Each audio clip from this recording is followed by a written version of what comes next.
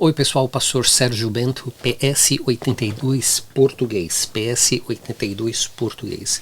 Faz um tempinho que eu não posto um vídeo aqui, mas eu gostaria de considerar a segunda palavra, como eu disse no último vídeo, que nós estaríamos considerando.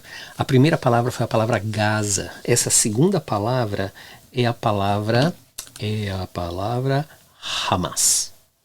Então, eu gostaria de considerar esta palavra, saber o significado dessa palavra, de onde ela vem, o que ela significa nesse tempo de guerra que Israel está vivendo agora. Qual é o significado da palavra Hamas? Em árabe, a palavra Hamas significa zelo, força ou bravura. Muito interessante porque estes são todos adjetivos ou definições que são positivos, dependendo da perspectiva. Não obstante, quando a gente vê a palavra no hebraico, o que é muito interessante, porque a palavra Hamas aparece tanto no árabe como no hebraico, a palavra tem um significado diferente. Ela significa violência, isto é, uma força forte, feroz e destrutiva. Significa destruição ou a ruína de uma coisa, de terra ou um povo. E injustiça, isto é, uma injustiça de algum padrão, possivelmente implicando uma injustiça grave. Então, quando você olha a palavra Hamas da perspectiva árabe, ela é positiva. Quando você olha a palavra Hamas da perspectiva hebraica e bíblica, ela é completamente negativa. A palavra Hamas aparece na Bíblia pelo menos 60 vezes, e dependendo dos contextos considerados, ela pode aparecer 67 ou 68 vezes. Agora, nós vamos considerar a Gênesis capítulo 6, versículo 11, que é a primeira vez na Bíblia que a palavra Hamas aparece. E é muito interessante porque diz assim: a terra estava corrompida à vista de Deus e cheia de violência, ou seja, cheia de Hamas. Então, a pergunta é: qual é o contexto bíblico para a Bíblia dizer isso? A terra estava corrompida à vista de Deus, ou da perspectiva de Deus, e cheia de violência. Qual é o contexto? Bom, o contexto é algo muito interessante, que eu já considerei até um certo ponto a Gênesis capítulo 6 em outros vídeos, e talvez eu vou fazer outros vídeos, porque como Paulo fala, a gente tem que falar e repetir, até que certos conceitos fiquem na cabeça das pessoas, porque as pessoas têm sido ensinadas tão horrivelmente, tão hereticamente através da história da igreja, que na verdade o que acontece é que é necessário ensinar e repetir. Então, aqui o contexto é muito, muito interessante, porque começa no capítulo 6 de Gênesis, começa com a rebelião daqueles que são chamados filhos de Deus. Existem duas possibilidades. Eu vou fazer um vídeo específico a respeito desses filhos de Deus. Já fiz um vídeo a respeito, mas vou fazer um mais profundo. Mas aqui para o propósito desse vídeo em relação à palavra Hamas, filhos de Deus aqui significam seres divinos caídos. Algumas pessoas vão chamar de anjos caídos. Existe uma teoria completamente herética, completamente invenção da cabeça humana, que são os filhos de Deus em Gênesis capítulo 6, são os filhos de Sete, o terceiro filho de Adão. Não existe um argumento plausível bíblico para dizer tal besteira, tal bobeira. Filhos de Deus aqui são seres divinos caídos, e eu vou repetir, e você tem o direito de estar errado. Eu não tenho problema com isso. Você tem o direito de estar errado. Filhos de Deus significam seres divinos caídos, e especificamente não anjos, mas deuses menores. Sim, nosso Deus é o Deus Altíssimo, é Yahvé, ou como eu digo, Yahweh. Não obstante, ele mesmo chama certos seres de Elohim, como lá no Salmos 82 e em outros lugares. Essa terminologia filhos de Deus aparece 6 ou 7 vezes no Antigo Testamento. Eles são sempre usados em relação a seres divinos, e estes seres divinos são deuses menores que caíram de onde eles estavam, que era o concílio ou o conselho divino. Aí o que aconteceu? Esses deuses viram as mulheres. Viram as mulheres e viram que elas eram atrativas. E eles tomaram as mulheres para eles e tiveram sexo com elas. Tiveram sexo com as mulheres. Aí o que aconteceu? Foi uma união proibida. Agora, aqui não é necessariamente o caso que em todas as vezes as mulheres queriam ter um relacionamento com esses deuses caídos, mas sim que eles tomaram as mulheres e significa que eles forçaram as mulheres a terem relações com eles. Nesta relação que eles tiveram com as mulheres, nasceram então o Nefelim. E novamente, quando você vê na transliteração IM no final, significa plural. Do verbo, neste caso, nefal, que é singular. Mas Nefelim significa, então, aqueles seres caídos, mas não fazendo referência aos filhos de Deus. Quando a Septuaginta foi escrita, então se usou a palavra Septuaginta, que é o Antigo Testamento escrito no grego. Então se usou a palavra gigantes. E eles eram gigantes. Mas não somente eles eram gigantes, eles eram seres incrivelmente violentos. Existe alguém nos comentários, eu vou responder os comentários, mas alguém nos comentários fez uma observação que o livro de Enoque é um livro apócrifo. Não é um livro apócrifo. O livro de Enoque, que fala a respeito de todas essas coisas, é um livro pseudopigráfico, que significa, tecnicamente, que é um livro apócrifo, mas é um livro falso. Então não é somente apócrifo, é considerado apócrifo e falso, ou seja, cheios de mentiras. O problema de ter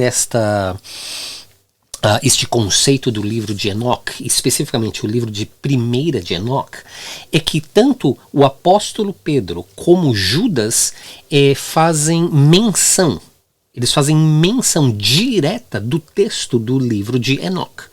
Então, se o livro de Enoque é um livro apócrifa e falso, e o apóstolo Pedro e Judas fazem menção direta do texto do livro de 1 de Enoque, então nós podemos considerar a Bíblia, pelo menos em parte, que ela também é falsa.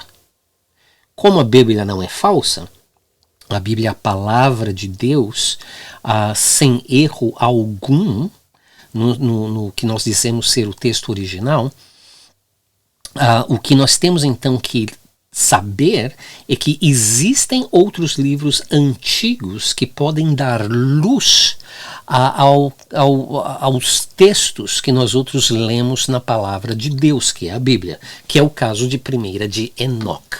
Então o contexto dessa violência que existiu para que então Deus venha a destruir a terra através do dilúvio, foi essa violência causada pelos descendentes de deuses caídos com mulheres que eram extremamente atrativas. E nasceram esses monstros que são chamados Nefelim. Agora, tem mais, porque não para aí. Apocalipse 6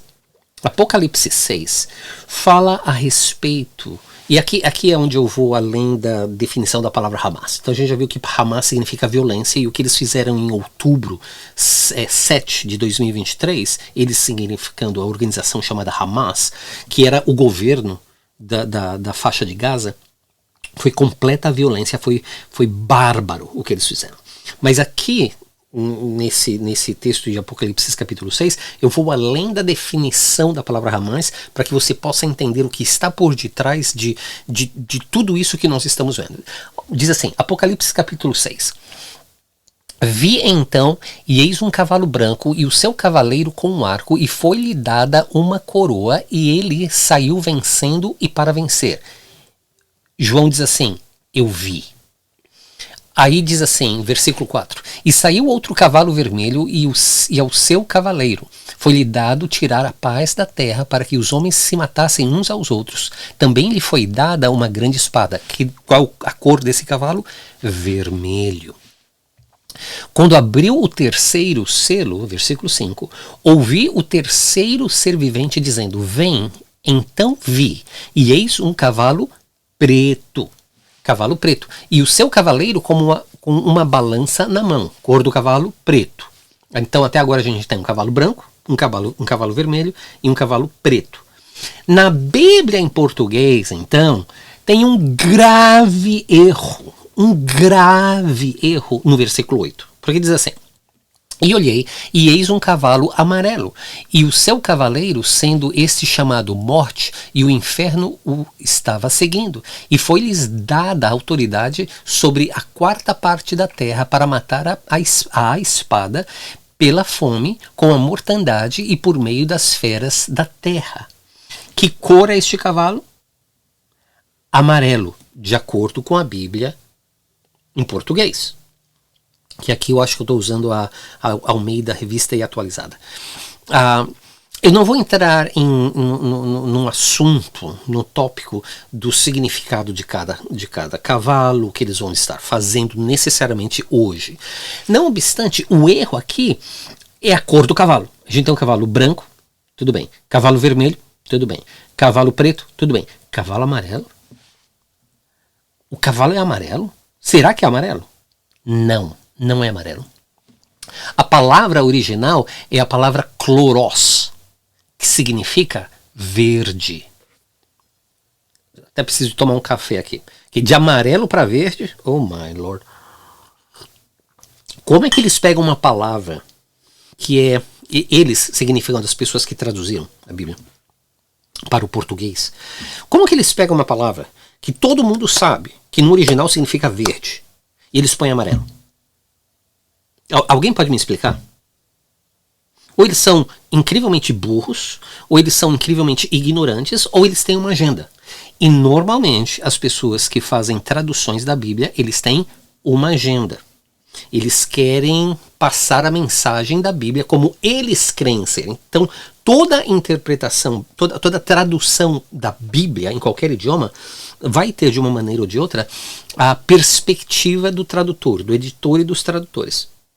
Então, eu não sei que raio passou na cabeça desse povo, que eles pegam a palavra chloros, que é a palavra verde. Pode ser verde claro, mas é a palavra verde. Okay? Aí, então, a gente tem essa imagem horrorífica dos 4 cavaleiros do Apocalipse 6. Os 4, montados nesses cavalos de diferentes cores, branco, vermelho, preto e verde, eles vêm a trazer completa destruição, sofrimento e morte sobre a terra. Muito interessante. Porque olha as cores, branco, vermelho, preto e verde. Então aqui eu tenho as cores, preto, vermelho, verde e branco.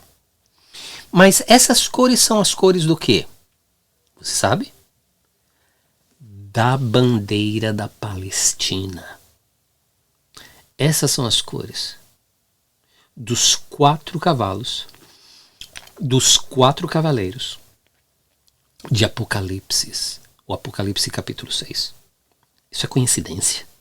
Será que isso é coincidência? Deixa eu falar uma coisa para você. Assim, faz muitos anos atrás, eu queria escrever um livro. Até então, desde aquele tempo eu já decidi não escrever mais nenhum livro, porque eu acho que o povo tem que ler a Bíblia.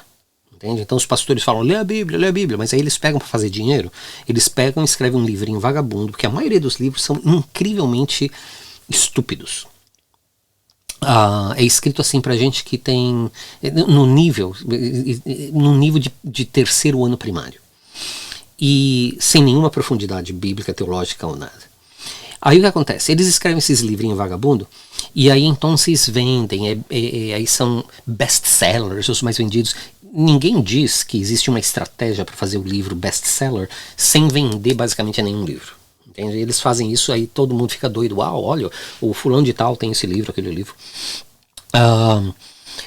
E eu decidi então não escrever nenhum livro, porque eu creio que as pessoas têm que ler a Bíblia. Mas naquela época, faz mais de 10 anos atrás, muito mais de 10 anos atrás, eu queria ler um livro. E o título do meu livro ia ser uma coisa mais ou menos assim: O Messias dos Muçulmanos é o Anticristo Cristão. Quando eu falei com o editor da casa publicadora desse livro que eu estava planejando escrever, já estava fazendo toda a investigação, né, research, fazendo tudo isso, já tinha o esqueleto da organização do livro. O editor da casa publicadora aqui nos Estados Unidos, uma das casas publicadoras, disse assim: a gente nem vai tocar esse livro, nem vamos tocar. Eu falei assim: mas por quê? Ele falou assim: você é doido. Ele não usou essa palavra, mas foi o que ele quis dizer. Você é doido. Foi exatamente naquela época que a gente estava naquela crise horrível de pós 9/11 lá em Nova York, aqui nos Estados Unidos. E ele disse assim: falar isso é trazer a ira dos muçulmanos sobre você, sobre a minha família. E ele disse assim: eles vão te matar. E não somente você, eles vão vir atrás de nós também. Então a gente não vai tocar isso. Então eles preferiram não tocar num assunto que era extremamente importante, que é exatamente a ideia de que o anticristo possivelmente vai ter um paladar judeu, muçulmano e cristão. Muito interessante. Mas então eles não quiseram tocar a ideia do livro, eu deixei de lado e continuei pregando e falando para as pessoas. Então, quem me conhece há muito tempo sabe que eu tenho dito, já muito mais de 10 anos atrás, que existe essa possibilidade do anticristo ter este paladar israelita, muçulmano e cristão. E eu ainda creio que essa pessoa vai ter essa classe de mistura na essência de quem essa pessoa é. Agora, isso não é tudo, porque tem mais, e tem muito mais. Mas vamos considerar isso.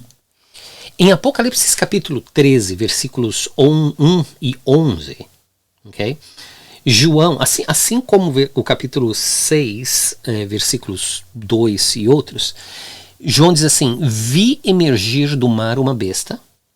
Versículo 11, vi ainda outra besta emergir da terra. João aqui, ele não está recebendo o texto de Apocalipse como alguém está ditando para ele o que escrever. Ele tem visões e baseado nas visões que ele tem, ele escreve o que ele vê. Isso é muito importante, porque o livro de Apocalipse é a explicação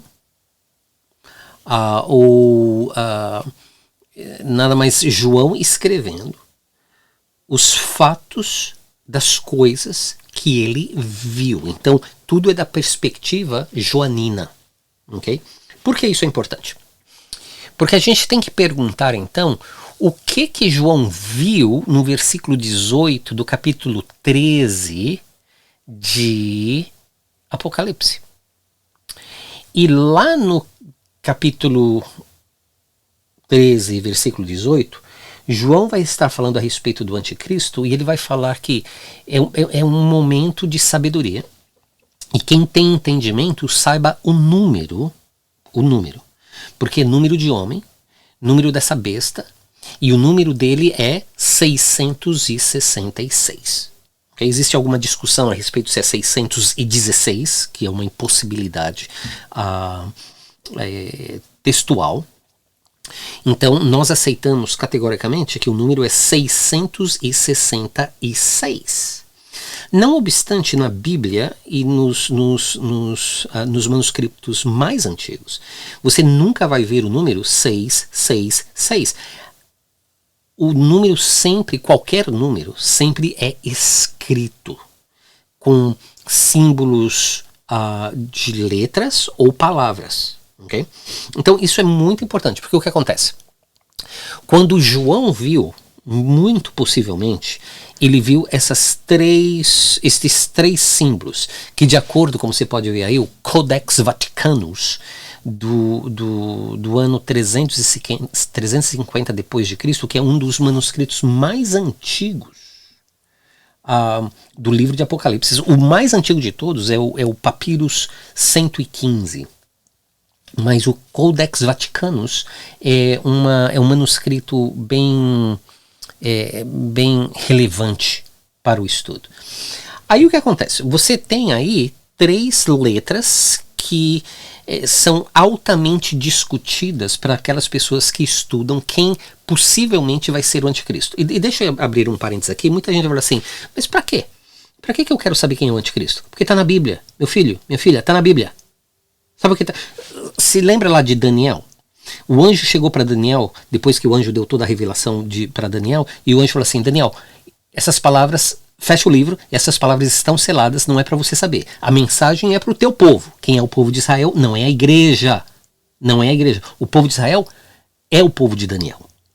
Mas não é para você entender agora, Daniel, é só para depois, quando as pessoas já no final dos tempos começarem a buscar ir e vir, e buscar e buscar e buscar. Então, o entendimento dessas profecias, ou o que essas profecias significam, serão reveladas a essas pessoas.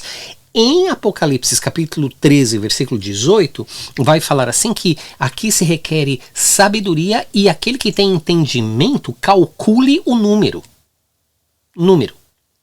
E aí uma razão que não vou dizer agora, porque a palavra número aparece 3 vezes em Apocalipse 13, 18. Então o que acontece? Eu, como um verdadeiro cristão é espanhol. Eu, como um verdadeiro cristão, pré-tribulacionista, que é a doutrina correta, pré-milenianista, que é a doutrina correta, eu creio que nós subiremos, tenho certeza absoluta que nós subiremos pela graça e misericórdia de Deus que nos livrou do inferno, nós subiremos antes da grande tribulação. Por que esse ponto que eu estou fazendo aqui é importante? Porque todo estudo que eu faço, o cristão verdadeiro, eu creio, espero que você também, todo o estudo que nós fazemos entre Apocalipse 4 e mais ou menos Apocalipse 19 é um exercício acadêmico, é conhecimento. E em conhecer, em ter conhecimento, existe praticalidade. Porque quando você adquire conhecimento e Deus, pela sua graça e misericórdia, te dá sabedoria, você sabe tomar decisões. Por exemplo, muita gente quer 1, 2, 3, como fazer isso, como fazer o outro, 1, 2, 3, quando a minha perspectiva é o seguinte, ganhe entendimento, ganhe sabedoria, porque a sabedoria, a Sofia, está gritando nas esquinas dizendo assim, quem me quer? E a maioria das pessoas não querem Sofia, não querem entendimento, sabe por quê? Porque eles são um bando de preguiçosos. Pastores preguiçosos, membros de igreja preguiçosos, que tem tempo para tudo, mas não tem tempo para estudar a Bíblia. Eu não tenho tempo, eu não entendo. Sabe por que você não entende? Porque você não estuda. Simplesmente, se você estudar, você vai começar a entender, mas toma tempo. Então, esse estudo é um estudo acadêmico para mim. Entende? Porque me dá entendimento e pela graça e misericórdia de Deus aumenta a sabedoria e a gente vai então fazendo as decisões, as melhores decisões baseados na vontade de Deus para essa época que nós ainda estamos aqui. Então, o que acontece? João vê esses 3 que eu vou chamar agora, estes 3 símbolos literários. Existe uma grande discussão se esses 3 símbolos literários são grego, aramaico, hebraico ou árabe. Entenda que quando nós vemos este texto, esses três símbolos literários, eles têm que ser divididos nesses dois primeiros símbolos, e aí então o X. Okay? Que eu sei que no grego existe uma letrinha chamada Chi, que é assim, mas a questão é se isso aqui é grego ou é árabe. Agora, a gente sempre sabe que quando a gente vê as línguas das nações que estão ao Oriente, ok? Ao Oriente de Jerusalém, as línguas são lidas da direita para a esquerda. As nações daquele mundo conhecido, quando elas eram escritas, elas eram lidas da esquerda para a direita, como é o caso do latim. É o caso do português, a gente lê da esquerda para a direita.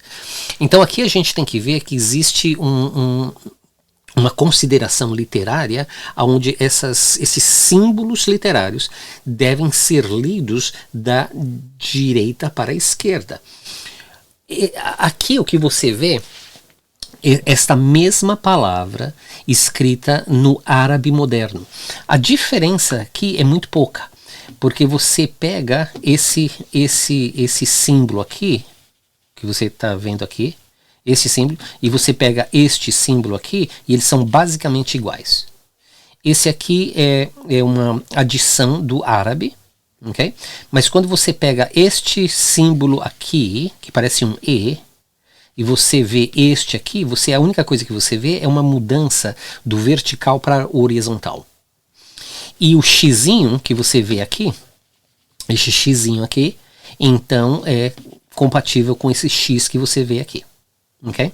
Então, o que João viu tem uma correlação com o árabe, a língua chamada árabe. Então a pergunta é, o que significa isso? Está preparado? Esses dois símbolos literários aqui, na realidade, são duas letras que em árabe significa Bismillah. Bismillah. E você pergunta assim, o que significa Bismillah? Sabe o que significa Bismillah? No nome de Allah. No nome de Allah.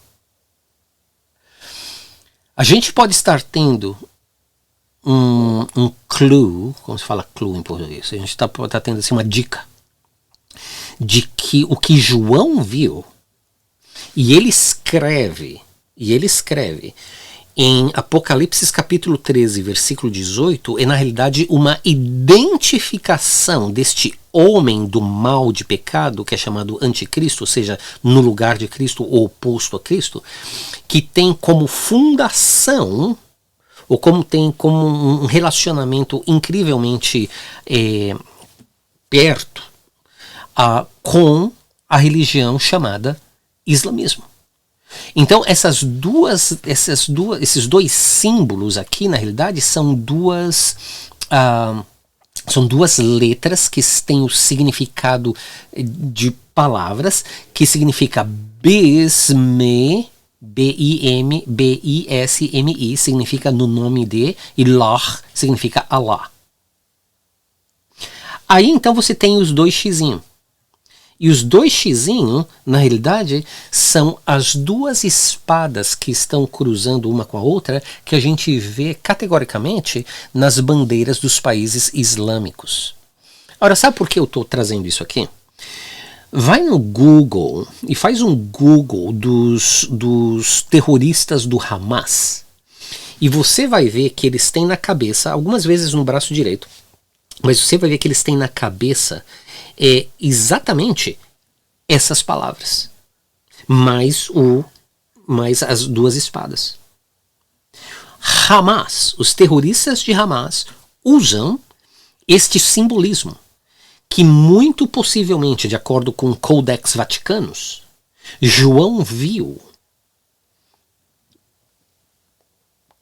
quase que 2000 anos atrás.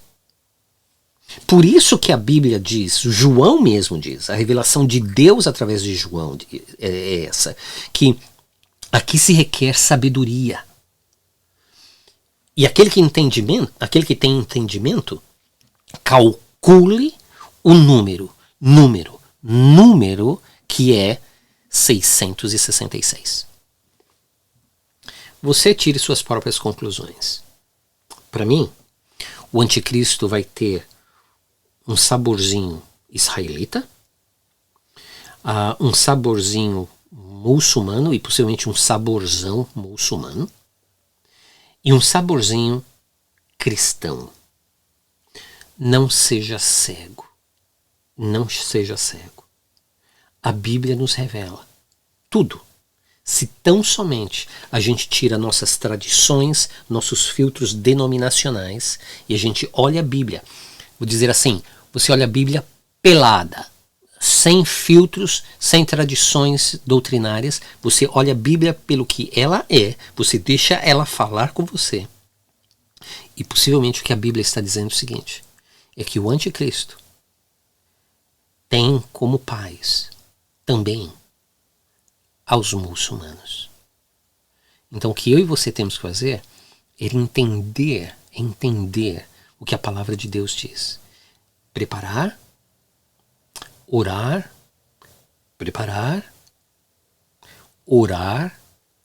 preparar, porque, meus irmãos e minhas irmãs, o fim está às portas.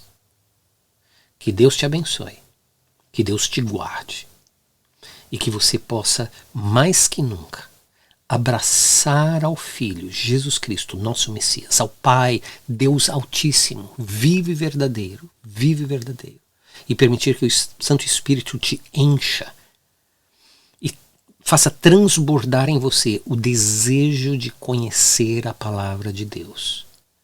Porque o que você possivelmente, e muitos cristãos, em muitas igrejas, estão aprendendo são falsas doutrinas. Deus te abençoe e a gente se vê no próximo vídeo. Paz e amor, love and peace. Até mais. Deus abençoe. Pastor Sérgio Bento, PS 82, português.